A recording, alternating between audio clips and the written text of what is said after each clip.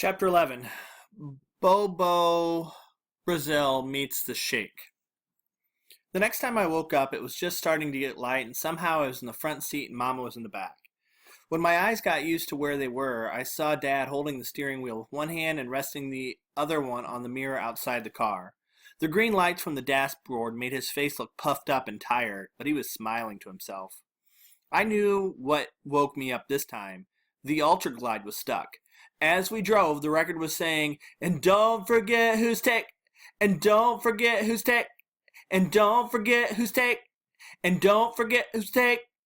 I started to say something to Dad, but he looked pretty happy, and before I could open my mouth, the record hypnotized me back to sleep.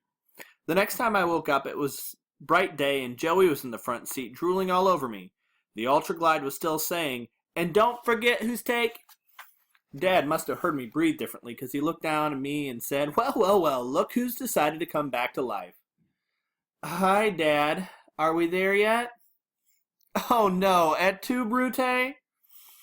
"You were my last hope, with Bi and Joey and your mother popping up every few minutes asking, 'Are we there yet?' It's been like a stuck record." "Dad, it is a stuck record." Dad seemed to notice the record player for the first time. Well, Kenny, I'm afraid it's more than a stuck record. Something isn't working right." He lifted the arm off the record and looked in the back seat at Mama, who's asleep. "But let's keep that between you and me, okay?" "Sure. How long before we stop?" "We'll be at Grandma Sam's before you know it." Joey had been listening to us. "Daddy, that's what you said the last time. How much longer? I'm sick of this old car." "Not too much longer, honey." "I'll stay up and keep you company, Dad," I said. "Yeah, me too," Joey added. I don't know who conked out first. I didn't remember anything about coming into Alabama. I don't think any of us did, especially Dad.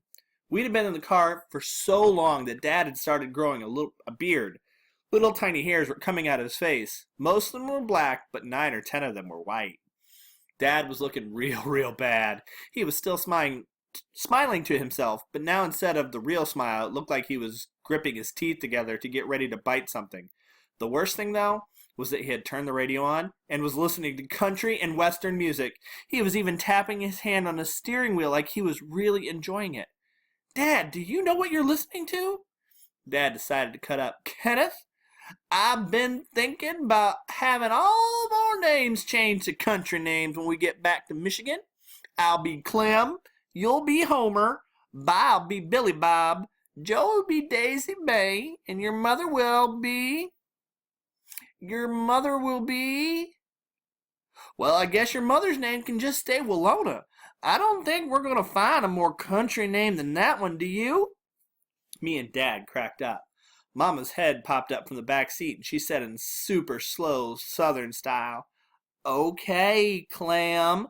I hopes when we get to Birmingham, you can explain to these here babies, Granny, how come you turn 'em into little zombies from setting in the car so long?"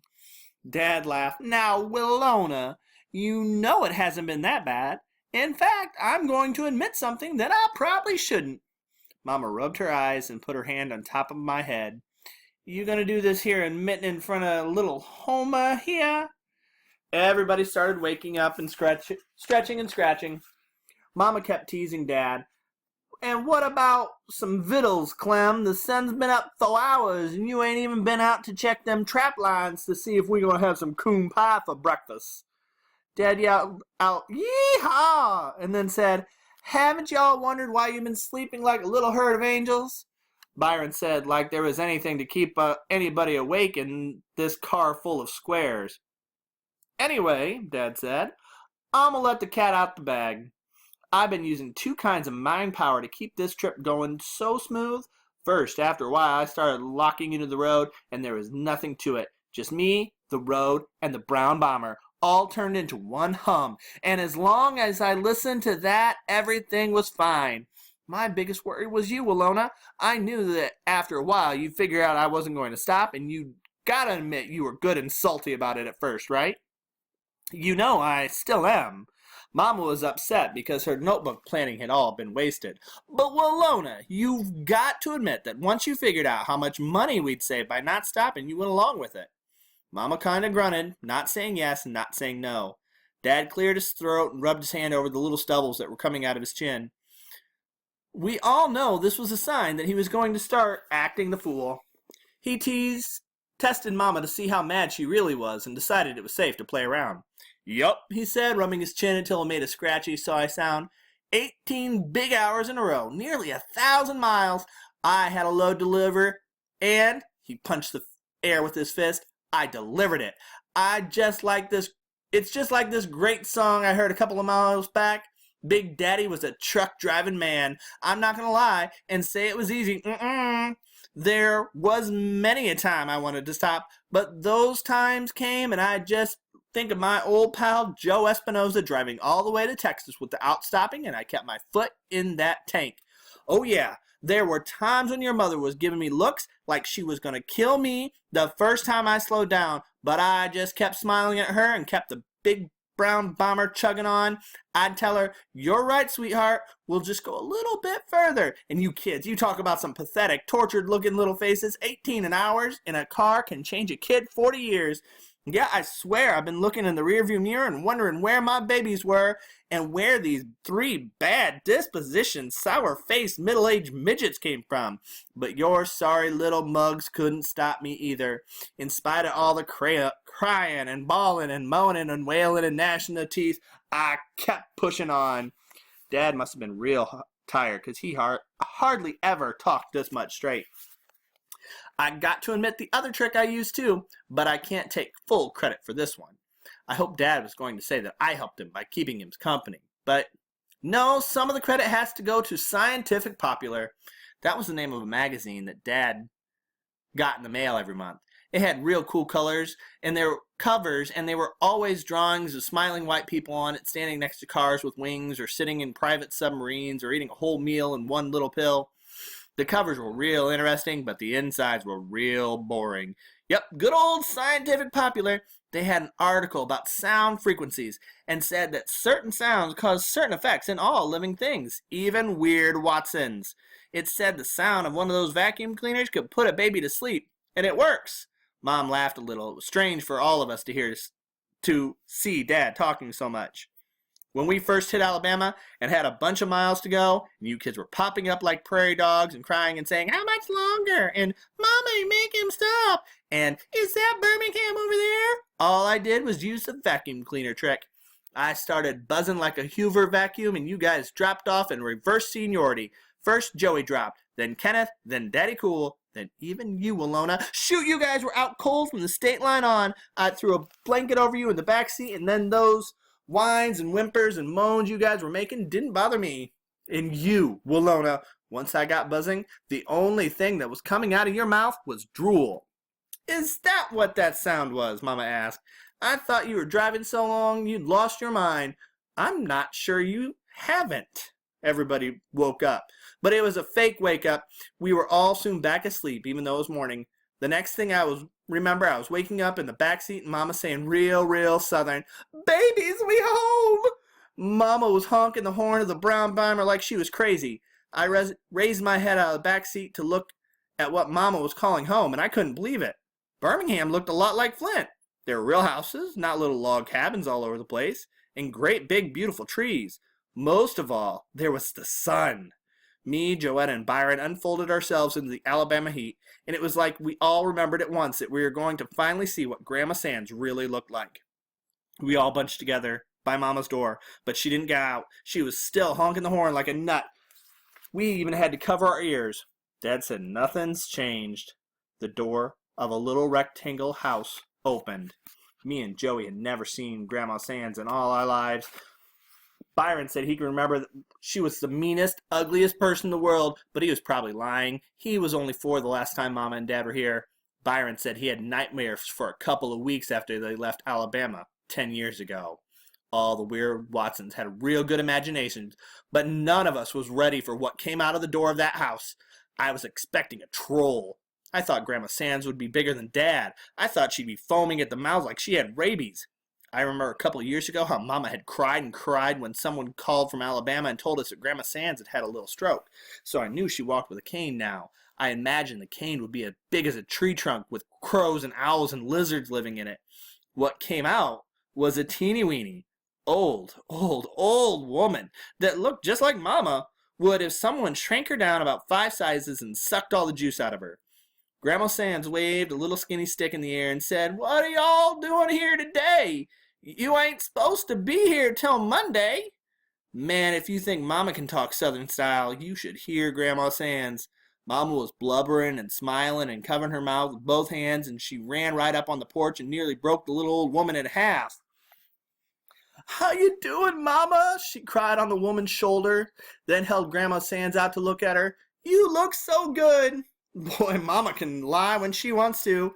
"Y'all come over here and give your granny a hug," my Southern style grandma said. Oh, my Southern style mother said.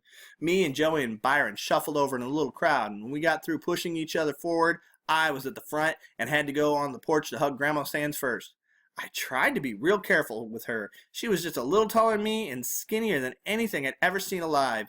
I could see her brown scalp right through her curly silver hair. Grandma Sands squeezed me hard and cried all over me. She wiped a bunch of tears away and with a twist-up hand and blinked a couple of times before she looked at me. She was so short she didn't even have to look down. She tried to say something, but she couldn't talk. She just stuck her bottom lip out and nodded her head up and down a couple of times and pulled me back to her and squeezed me like crazy. Mama slapped me on the back of the head and said, "Kenneth Bernard Watson, you best quit acting so silly and give your grandmother a good hug." I squeezed her a little. The smell like baby powder came out of her when I did. I really think I could feel her lungs when I touched her back. I don't know what got Joey started, but she was off to the races with the tears. She was the only one who'd practiced what she'd say to Grandma Sands. She sniffed a couple of times and said, "Hi, Grandma, and it's a real pleasure to meet you." You could only half understand what she was saying. She was blubbering so much. Grandma Sands matched Joey tear for tear. They squeezed each other for a while, then Grandma Sands got her little squeaky voice back and said to Mama, "Lord, Lorna, if this child ain't you, look at this baby, just as pretty and sweet as you." Mommy and Joey grinned like two nuts. Byron was next. This is what I dreamed about. These were the two meanest, most evil people I'd ever known, and I knew only one of them was going to come out of this alive.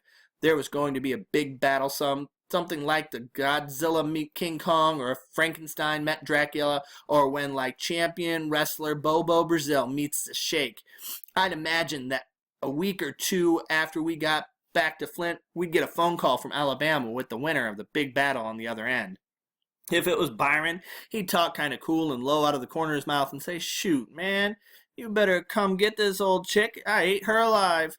If Grandma Sands won the battle, we'd have to hold the phone away from her ears while she shouted, "Lorna, you call this a bad child? This little saint is ready for y'all to come back north and go to Sunday school and scrub all y'all floors." But as soon as I saw Grandma Sands, I knew that Byron would destroy this poor old woman. I was even afraid Mama might decide not to leave him in Alabama. Byron walked up to the porch real cool and kind of bent over to give Grandma Sands a hug. Grandma Sands squeezed him hard. "Lorna, what do you teach these babies up north? Don't they know how to give no one a proper hug?" She held Byron by the arms and looked at him from top to bottom. "You grew up to be a fine-looking boy. You was so puny when you was born, you nearly worried us crazy. Got strong, too." She slapped Byron's arm and kind of laughed. Grandma Sands reached up and ran her wrinkly old hand over Byron's head. "A little short on hair, but we gonna get on just fine. What you think, By?" "Yes, ma'am." "Good, good. See, there's lots of things you can do down here. Mr. Robert ain't as much help as he used to be, so all them things he used to do, you can do now." Mama said, "Who? Mr. Who?" Dad came up the porch and got a ton of hugs and tears too. Then Grandma Sands pulled everybody together. Her little arms could only get around one person at a time, but as the weird Watson stood there, with some of us laughing, some of us crying, and some of us looking cool, it felt like we were all wrapped in one big ball.